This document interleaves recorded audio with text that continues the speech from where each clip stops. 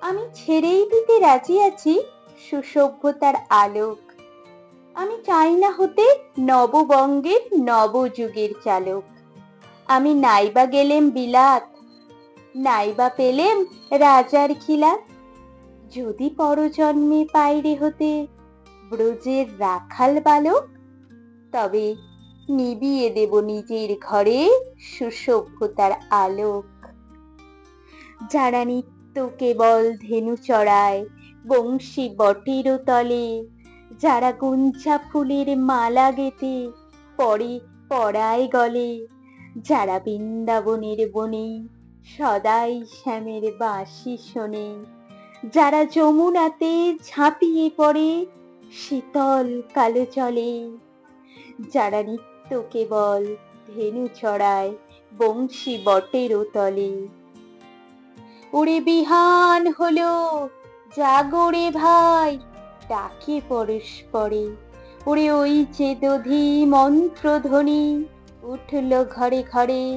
Harrow মাঠে পথে ধেনু, চলে উড়িয়ে গোখুর রেণু। হ্যারো আঙিনাতে ব্রজের বধূ দুগ্ধ দহন করে। ওরে বিহান হলো, জাগরে ভাই, ডাকে পরস্পরে।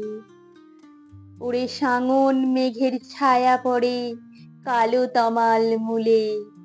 ওরে এপার ওপার আধার হলো কালিন্দিরি কুলে। ঘাটে গোপাঙ্গনা ডরে কাঁপে খেয়া তরির পরে। হ্যারো কুঞ্চ বনে নাচে ময়ূর কলাপখানি তুলে। ওরে সাঙন মেঘের ছায়া পড়ে কালো তমাল মূলে।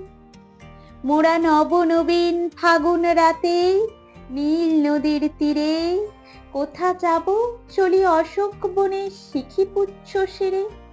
যবে দোলার ফুলরসি দিবে নিপ শাখায় কষি, যবে দক্ষিণ বাই বাঁশির ধ্বনি উঠবে আকাশ ঘিরে, মোরা রাখাল মিলে করব মেলা নীল নদীর তীরে। আমি হব না ভাই নববঙ্গের নবযুগের চালক। আমি জ্বালব না আধার দেশে সুসভ্যতার আলোক। যদি ননি ছানার গায়ে কোথাও অশোক নিপের ছায়ে, আমি কোন জন্মে পারি হতে ব্রজের গোপ বালক, তবে চাই না হতে নববঙ্গের নবযুগের চালক।